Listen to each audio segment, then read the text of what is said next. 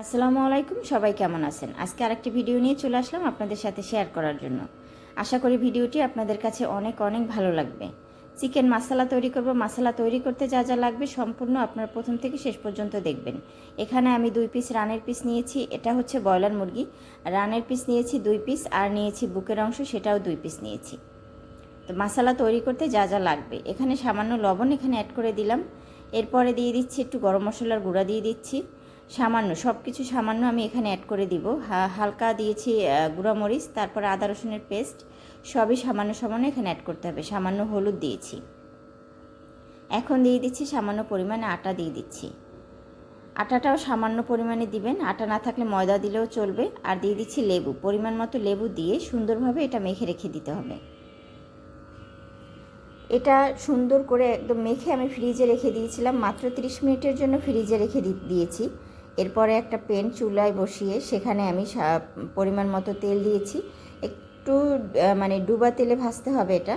তো তেলটা যখন গরম হয়ে আসছে তখন আমি মাংসগুলো এখানে অ্যাড করে দিলাম। ভাজার জন্য কিন্তু খুবই সুন্দর হয়েছে, এবং হালকা যখন ভাজা হয়ে যাবে তখন আবার একটু ওই পাশটা উল্টে দিতে হবে।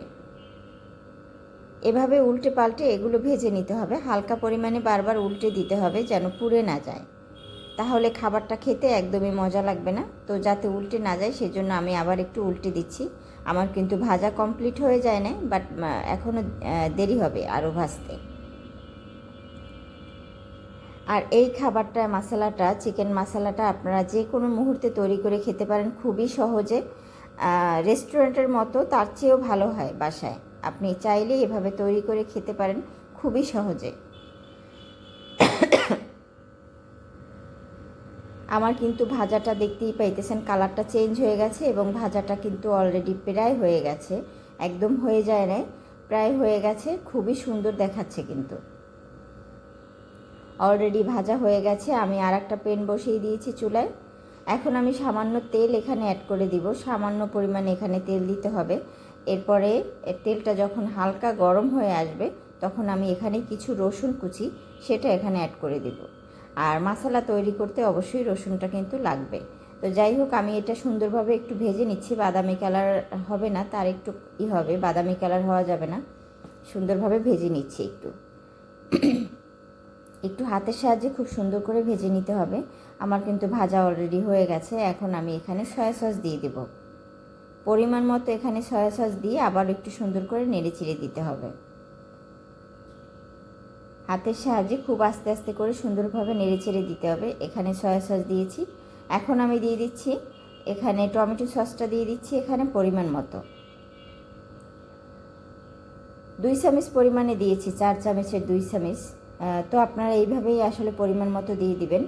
তারপরে দিয়ে দিচ্ছি এখানে সুন্দরভাবে একটু নেড়ে চেড়ে এখানে সামান্য চিনি অ্যাড করে দিতে হবে 1 চামচ পরিমাণে। 1 চামচ চিনি দিয়ে তারপর আবার একটু সুন্দর করে নেড়ে চেড়ে দিতে হবে। হাতের সাহায্যে খুবই সুন্দর করে এভাবে নেড়ে চেড়ে দিয়ে এখন দিয়ে দিতে হবে এখানে সামান্য পরিমাণে তিল অ্যাড করে দিতে হবে। তিলটা দেওয়ার চেষ্টা করবেন, যদি না থাকে তাইলে তার কিছু করার নেই, থাকলে অবশ্যই দিবেন। তিলটা দিলে আপনার খাবারের স্বাদ কিন্তু অন্যরকম বেড়ে যায়।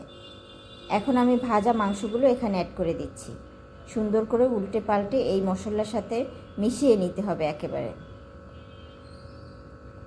প্রত্যেকটা মাংস এভাবে সুন্দর করে মশলার সাথে একদম মিশিয়ে দিতে হবে নাড়াচাড়া দিয়ে। তো এভাবেই আমার মশলা তৈরি হয়ে গেল, চিকেন মশলা। আপনারা ঘরে বসে রেস্টুরেন্টের চেয়েও খুব সহজে বাসায় বসে তৈরি করে ফেলতে পারেন মশলা, চিকেন মশলা খুবই সহজে। আমি খুবই সহজে আমার মেয়েদের জন্য খাবারটা রেডি করে দিয়েছি, আর ওরা অনেক মজা করে খেয়েছে। তো সেটা আপনাদের সাথে প্রথম থেকে একদম শেষ পর্যন্ত শেয়ার করলাম। আর কেমন হয়েছে অবশ্যই জানাবেন। তো আমি এটা একটা প্লেটে ঢেলে আপনাদের দেখানোর ট্রাই করব আসলে খাবারটা কেমন হয়েছে, অবশ্যই দেখবেন। তো প্রথমত আমি একটা একটা করে উঠিয়ে নিচ্ছি। দেখছেন কতটা ইয়ামি দেখতে, আর খাবারটা কতটা সুস্বাদু। একদম রেডি হয়ে গেছে আমার খাবার। চিকেন মশলা খুবই সহজে এভাবে বাসায় তৈরি করতে পারেন। দেখেন আমি এখানে কিছু তেল দিয়ে দিচ্ছি। এটা দিবেন কারণ দিলে ভালো লাগবে দেখতে আর খেতেও ভালো লাগবে। তিল তো আমাদের শরীরের জন্য অনেক উপকার। অবশ্য তিল কিন্তু আমরা সবসময় খেতে পারি। তো যাই হোক, আমি তিল দিয়ে সুন্দর করে সাজিয়ে নিয়েছি প্লেটটা। কেমন দেখাচ্ছে আশা করি অনেক ভালো লাগছে।